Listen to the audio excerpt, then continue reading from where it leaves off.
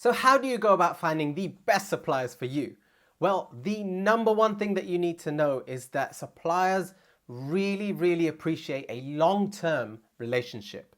So what you're trying to do and your goal when talking to suppliers is all around building a long-term relationship. So when you build that trust and respect and the supplier knows that you're building a long-term relationship, this is not just a one-off purchase, you're building a long-term business and you're going to be ordering from them again and again. And as the relationship grows, what you will find over a few orders is that the payment terms could get better and you probably be able to negotiate better prices. So how do you know which suppliers are best for you? Well, you'll mainly base this on communication to begin with.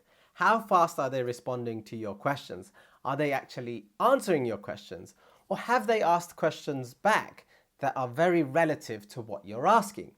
And do they speak good enough English for you to understand and communicate back to them? Those few things are really important so you can build that long-term relationship. And remember, just be super friendly as if they were your best friend. Suppliers will be able to help you build your Amazon business and support you through the whole process of ordering your supplies and getting it sent out. Throughout this module, I'm going to give you the tools and the knowledge that you need to get in contact with suppliers effectively.